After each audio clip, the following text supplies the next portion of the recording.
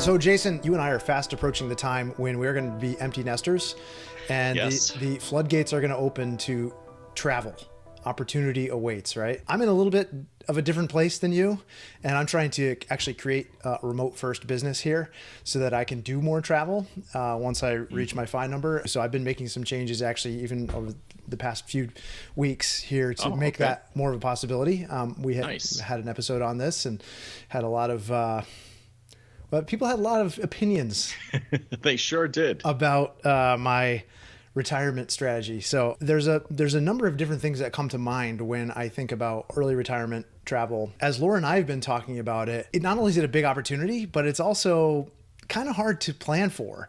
How have you been thinking about this as you're preparing to step into this next phase of your early retirement? Yeah, for the first thing I would say is that Lori and I aren't in a terribly different place than you and Laura are with respect to the idea that it can be difficult to plan for something that's rather amorphous and at a undetermined date, except it's after a point in time. I think what we've been focused on largely is just a couple of like large categories of the type of travel that we're really interested in doing that are either an offshoot of what we can do now, but it's for a longer duration, or even just a totally different type of travel. And so with rare exception, and I've got one in mind, we haven't put really kind of timeline parameters on this stuff very well for the most part, but we sure have been spending a lot of energy talking in now a little more detail about some of the kinds of trips we want to take. How about you guys? Yeah, we have been talking about it. And actually, I know you guys, it seems like you're pretty well aligned in your travel goals. But as Laura and I have been talking more and more,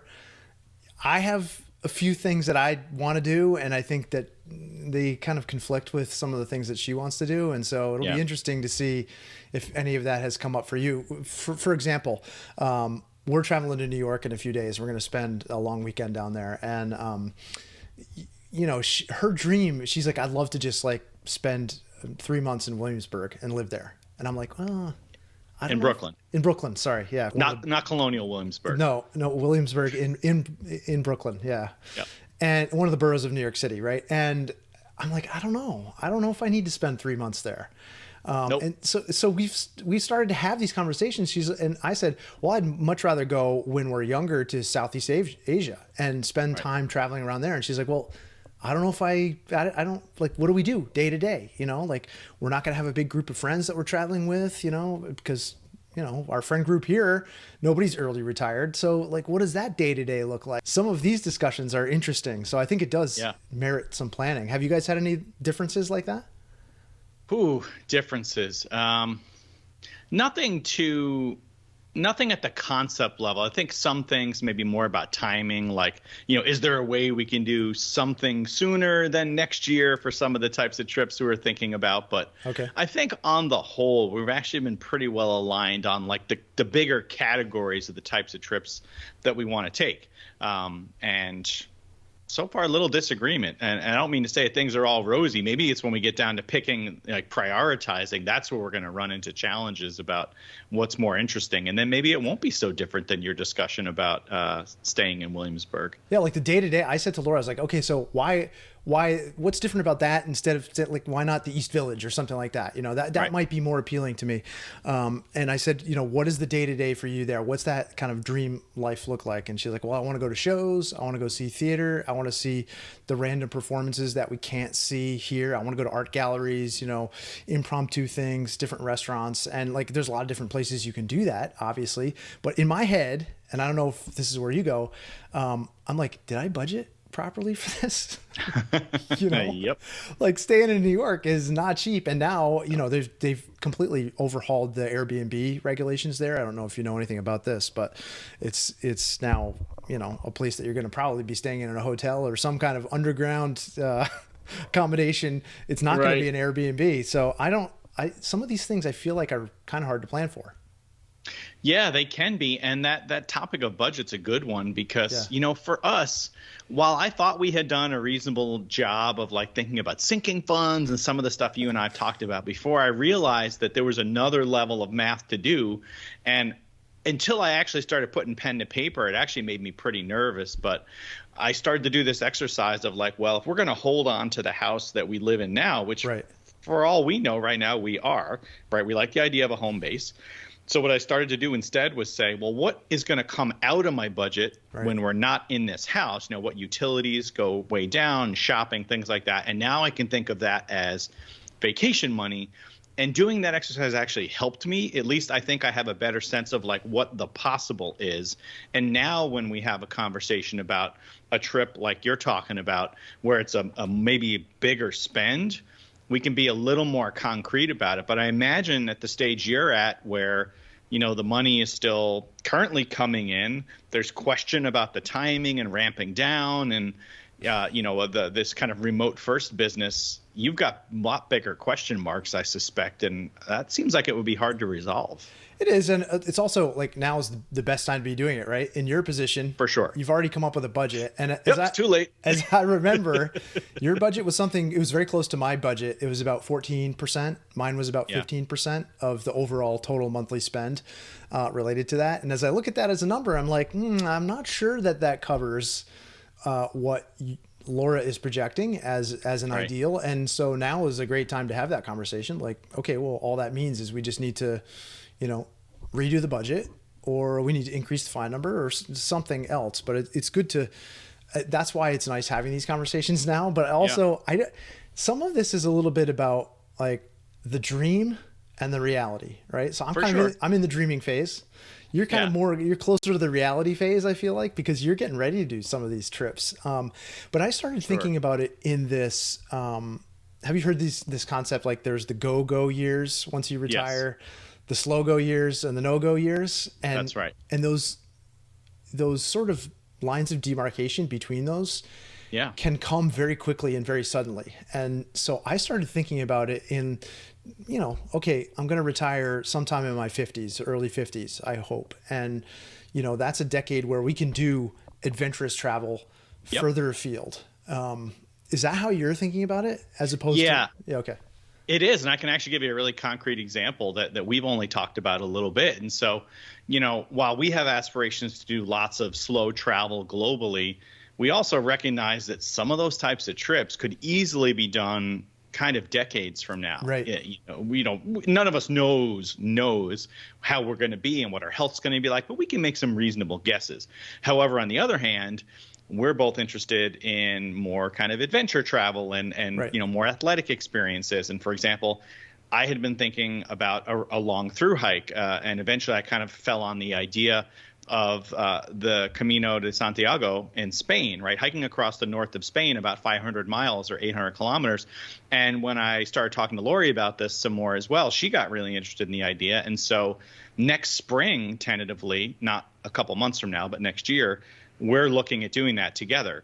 You know, our teen will be off in college then and well established. And so we're in good health. We do lots of hiking as it is. So that's a trip. If we have any interest in it, we need to do it sooner. Totally. And so we're trying to like have that be more a part of our active discussions about like what national parks do we want to visit and which ones are really hiking destinations versus more scenic. I mean, and does that kind of resonate with you? Or are you thinking of similar things? Because we've talked about doing trips together, and some of those are like 50-mile hikes. And that's probably not a trip we will be lucky enough to be able to do at 70 years old. Exactly. And I mean, who knows? But yes, that's exactly how I'm thinking about it. And also I'm thinking, you know, things that are maybe going to arbitrage currency while we're earlier in our, you know, sequence risk years. It can't hurt to take long-term travel in Southeast Asia early on in the early retirement period, given, you know, the currency arbitrage there and also our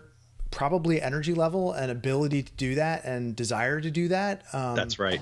And I mean, if you guys would be willing to do something like that, we'd love to do something like that with you as well, because it's like, that's the one thing that worries me about, you know, some of this travel. It feels a little bit isolating in some respects, you know, and that's one of the troubles that you have, I think, with the early retirement community is you don't have a lot of kind of people in your immediate friend group who are able to do the same things you are. So have you guys thought about that at all?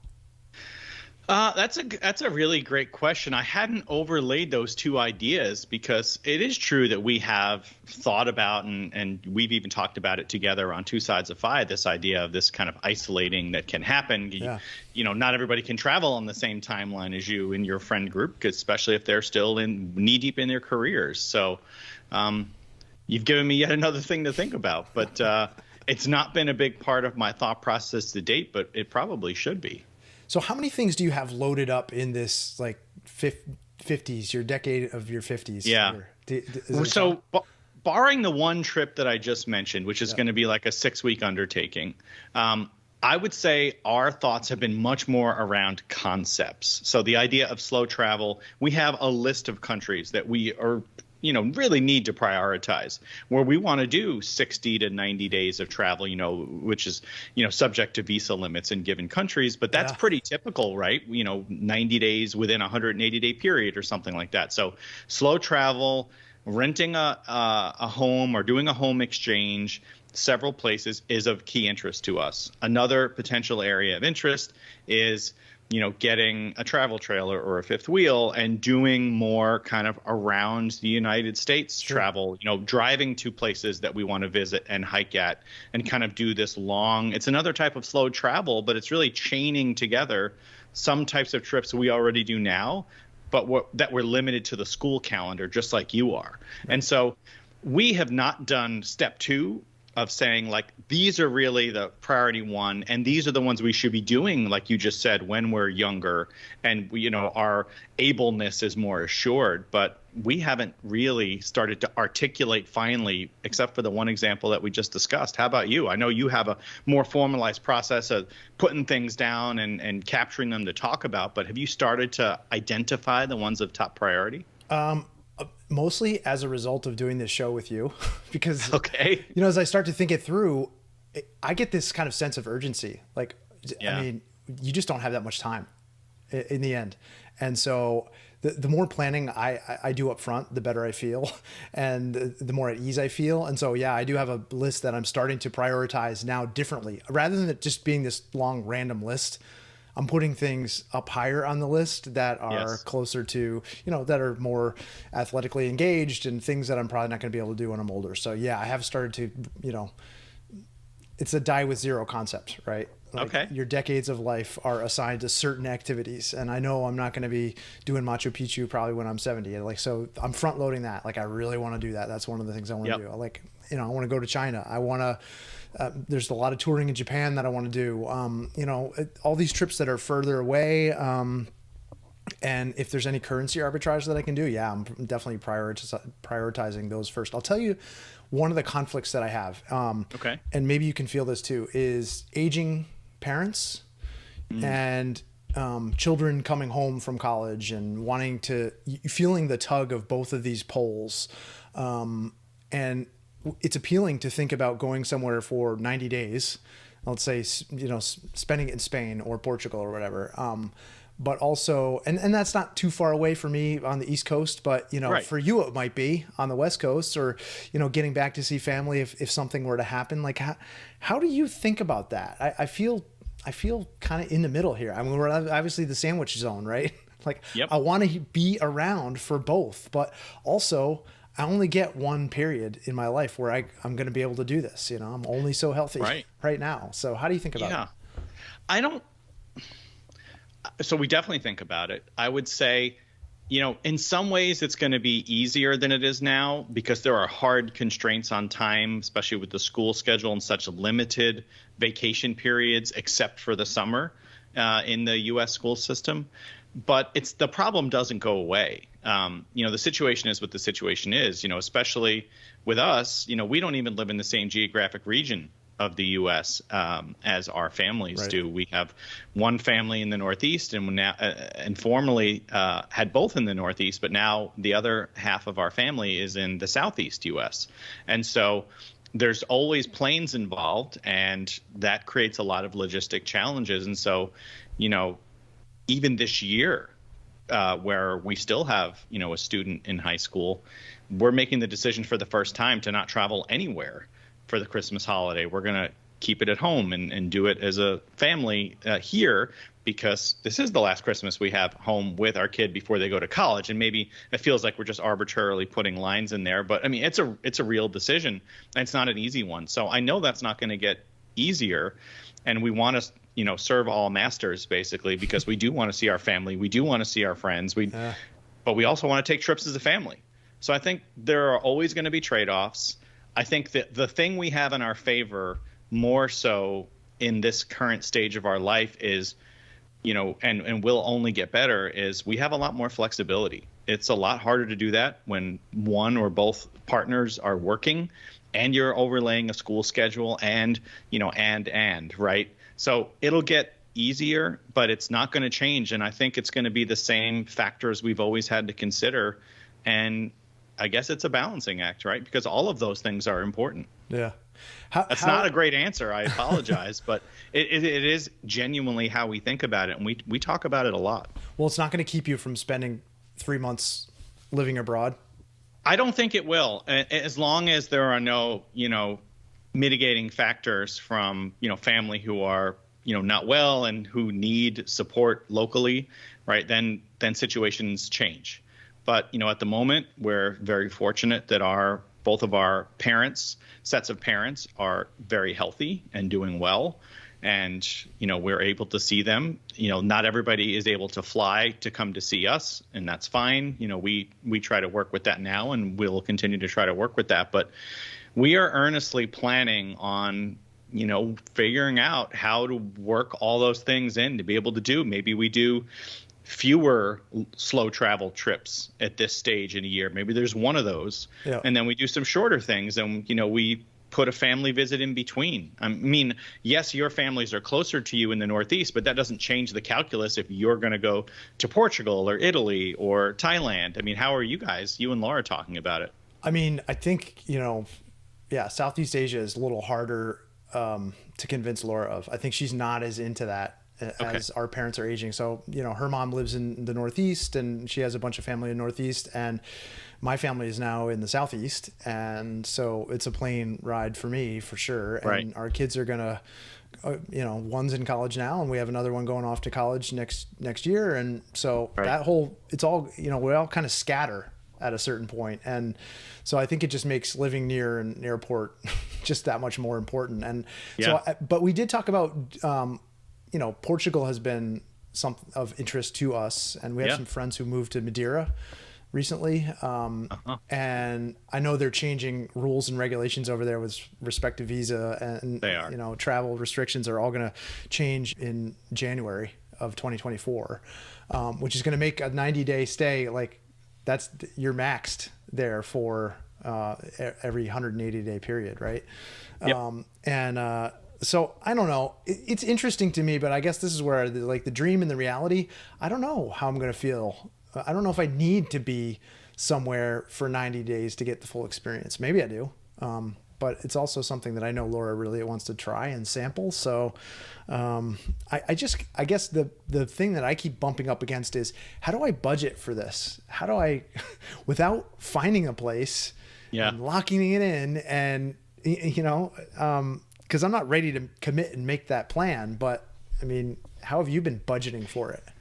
I mean, I think I'm honestly only getting less rigid with this topic, particularly over the last year compared to the first 2 years. If that's any consolation to you, I think withdrawing below max gives me some confidence, because I see that, I can spend more if I need to. But the main thing that's helped me is doing that exercise of just kind of moving things around on the balance sheet. Yeah. And but honestly, when you think about all that you spend to run a household, right? The money now, most of that becomes available to you as part of your travel budget. And you're already going to have a travel budget, assuming you're staying at your house. And that's exactly how we did it. And so when I actually put pen to paper and I look at what that looks like, I know I'm not actively slotting in each of these trips. We're definitely not going to be the type that say, here's these 3 trips or 4 trips or whatever they are a year, this is the money we allocate to each, and let's plan the next year. We're not going to do that. But that's surprising to me, because you've been pretty granular with your budget on all things. Yeah, I would say, it's more at this stage, like I know what that maximum could probably look like within reason.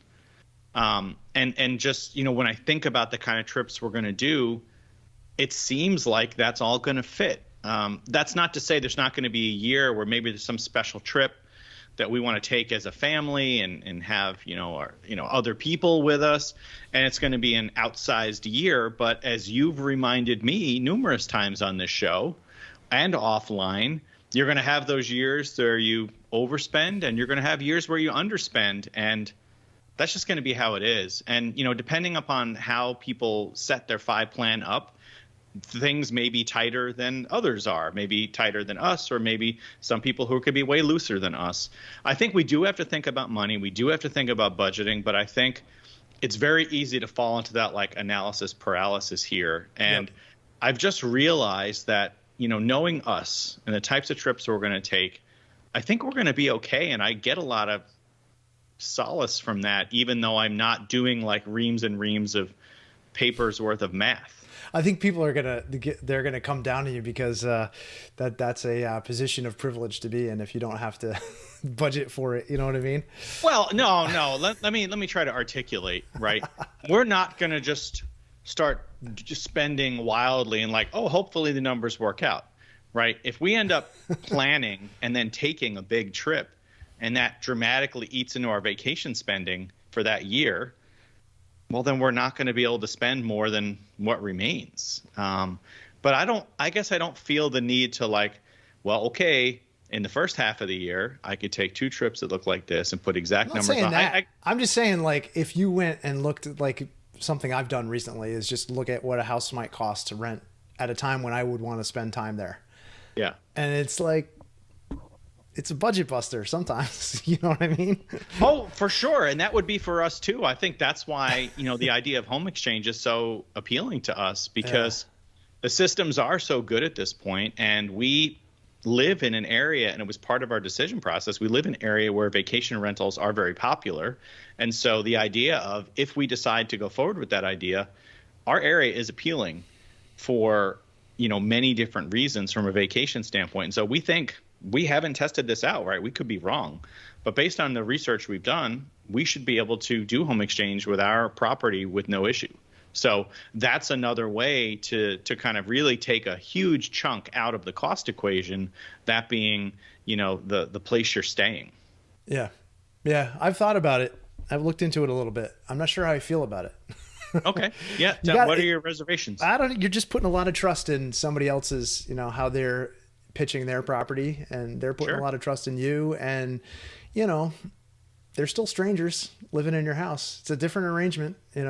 Insurance for sure scares me a little bit. I've got a wood stove in my house, and this is just me being my anxious usual self, but I'm like, I don't know, is this the right thing to do? So in that sense, I'd rather budget for just making the accommodation spend work outside of that. But it sounds like you haven't thought about it that way. You're not planning on spending to stay somewhere. Do we think about it? Yes. But also a lot of the parts of the world we're looking at, the housing costs are so dramatically lower than one of the boroughs of New York that I agree with you. If indeed you want to do some things like that, if we wanted to like rent an apartment in Hong Kong or Singapore or somewhere like that, right now we're talking same ballpark as what you are. And I think I know we would have to be much more explicit, and that would probably change dramatically what we were able to do that year, for example, in terms of vacation or, travel. Yeah. Yeah. It's interesting. It is. That's why I say it's like, you don't want to get granular about it, but you almost have to some degree, right? Because it's one of the things I push back on Laura a little bit, because she can have these kind of, she says these things, but then when I push back on it, I'm like, well, have you looked at what that might cost? Yeah. And you start running the numbers on it. I'm like, cause that's going to change look at where this fits in the budget. It's just, it doesn't fit. Yeah. And she's like, well, what? Well, I take your, honestly, Eric, I do take your point. Let me try to articulate it differently. I would say if there's specific types of travel locations or styles of travel Yeah. that are vital to you and are really going to be a part of your happiness in retirement, even if it's for a fixed period of time, then I think it does behoove you to make sure your budget contemplates that. Because, I mean, imagine the disappointment if you've had this idea to, I don't know, whatever, do 3 cruises a year, right? Because you went on a cruise once and you loved it, and you're like, in retirement, I'm not saying Dude, this you is know your me guys, better. but that is somebody's dream, right? It's just like there's people who go to Disney World every single family vacation, right? They love that stuff, or Disneyland. No, I get it. Yeah. But if your dream is 3 cruises a year and you haven't actually done the work of like, what does it actually cost to do 7, 10, 14-day cruises 3 times a year? Well, then you're obviously potentially risking a lot. It's very different than someone who says, I'm just super excited to travel. You know, if I do a big trip, I'll do 2 tiny trips after that. It's going to work out, right? Yeah. If you have specific needs, who would want to be disappointed, right, to find that you can't do it? So I think your guidance is spot on. If it's important, you better plan for it. Yeah. Oh God, I'm going to be working forever, man. No, all the comments are going to come in again. They want to see you guys get the chance to do the thing. I knew he was never going to retire. I always said he was never going to retire. How many people said that? Come on, man. Hey, but you're leaving out all those people who said, if you love what you're doing, why would you stop? Maybe find a way to do it all. And that is in essence what you're saying. You're saying, how can I love what I'm doing. It's exciting. It's invigorating now. There's all these changes. Like, I want to find a way to stay engaged with it somehow, but allow it to be managed remotely. And then someday I turn over the reins, but maybe not the ownership. I mean, there's a lot of ways to get there. It's funny. When Laura and I were having this conversation about living in New York and her all going to see all these shows and everything like that. She's like, well, maybe we could turn the travel into some kind of, we could make content about architecture and all, the places we're traveling. Like, it sounds like you're designing a job for me, Laura. Yeah. Like, I don't know that I really want to do that. Thank you. I mean, and maybe it's not fodder for this episode, but that conversation sounds to me like Laura's reacting to an absence of things for years because of where you chose to live and totally. Continue, get your kids through school. That's what it is. And do the career. And so that's not a permanent situation. It's very different from, I need an apartment in Brooklyn for 3 months every year. Right. Let's make sure we got that in the budget, Eric. No, I heard what she's saying. I mean, she wants to be around in a city. And actually she has a friend who has a place in Cambridge. And we were talking about doing a house exchange with them, which would be interesting. And I don't know if it's better or worse with friends, Yeah. Would you do a house exchange with me, Jay? I would. You would? You'd actually want to live in Maine again? No doubt that you would be respectful guests. I would have to have somebody else take care of the animals, though, because I know that you would not. No, dude. I'd just let them all out. You would set them all free. I'd set them free. That's what they want. I don't know. I saw you with the cats when you guys were here. You didn't hate the cats. Oh, I thought that was a private moment. Oh, I'm sorry. Now I've gone and shared another private moment, just like you shared our youthful smoking history. There you go.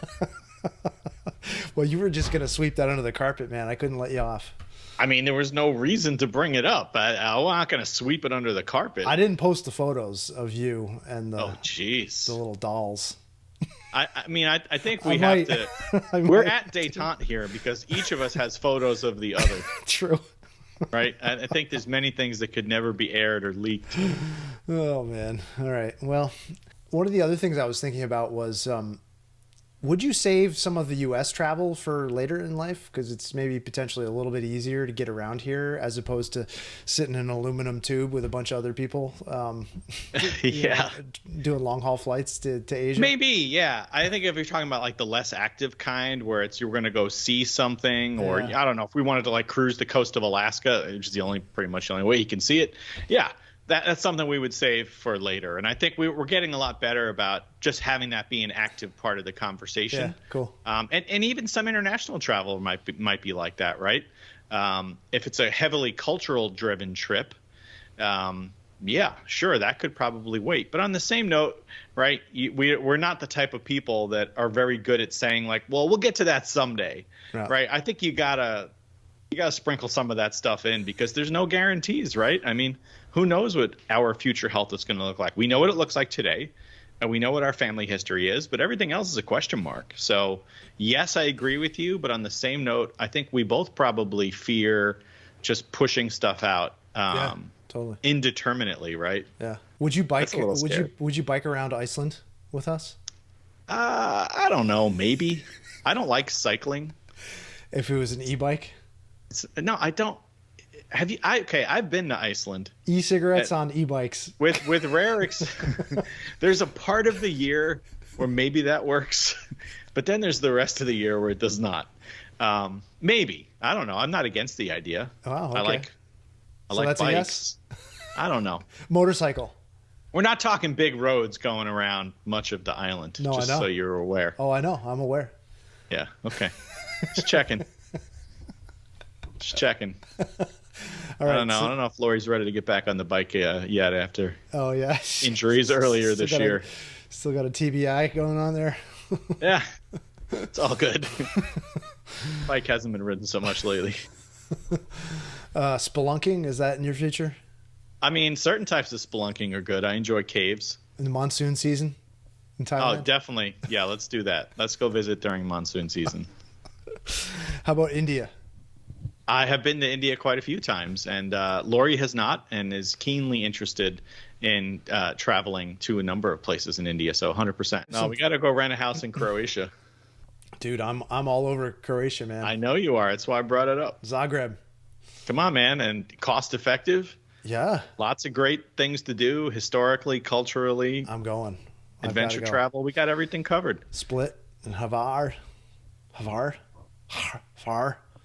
I don't know how you say it. HVAR. Don't know. I have no idea. I am looking at Norway. Norway's pretty lovely. I've only spent a few days, but they were impressive days. I'll tell you what.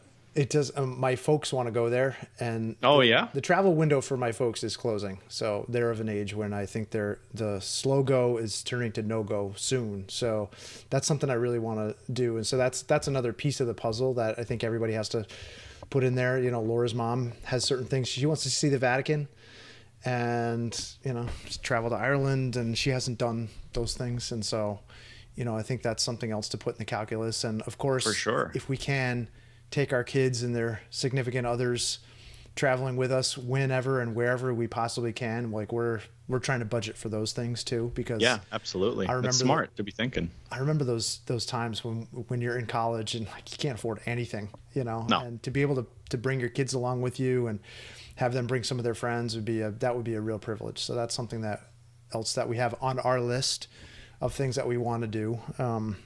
Whether it happens or not, it's hard to say, but it all lives in the list. And For sure. I mean, to me, it sounds like you're thinking about an awful lot of the right stuff, and we just got to get you to actually retire, and then it sounds like you got a plan ready to fire on all cylinders. I don't actually have to retire to travel. You don't. That's true. You could do a several week, Grand Canyon hiking and rafting trip with us.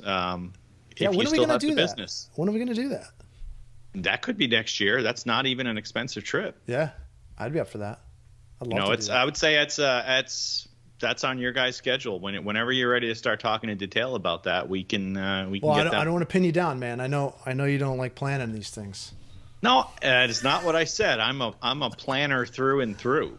That's different than like getting out putting on the old bookkeeping hat and like doing lots of math. Getting the ledger I'm not out. afraid of the cost of doing a rim to rim to rim hike and camping and then having some relaxation time maybe at the lodge after that. That's gonna be great.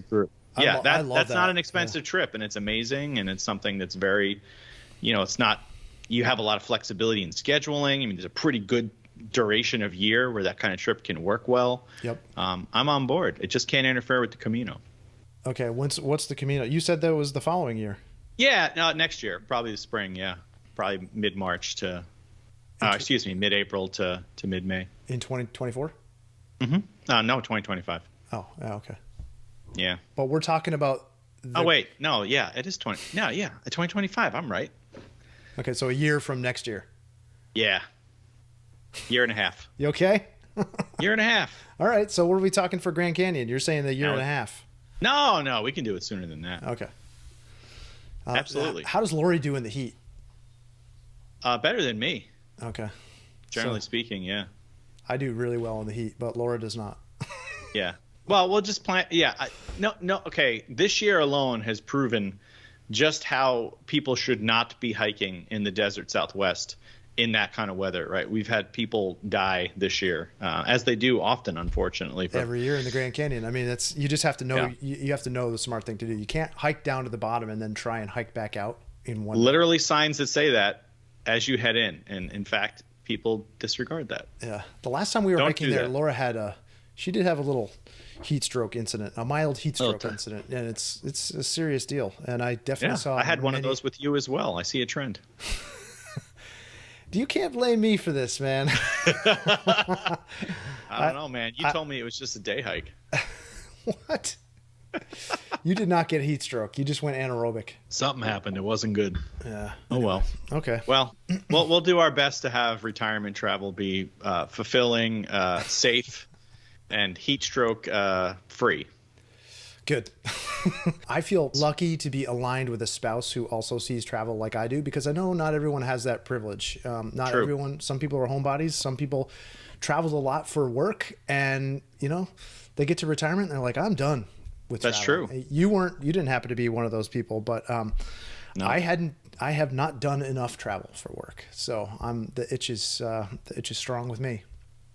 Yeah, I mean, don't get me wrong. I don't want to go back to the type of business travel I had to do and just be on planes constantly. But that's very different from, deliberate travel to somewhere you want to get to and enjoying yourself when you're there, learning, experiencing. I mean, that to me is what life is about. How much can I learn and experience and totally. enjoy?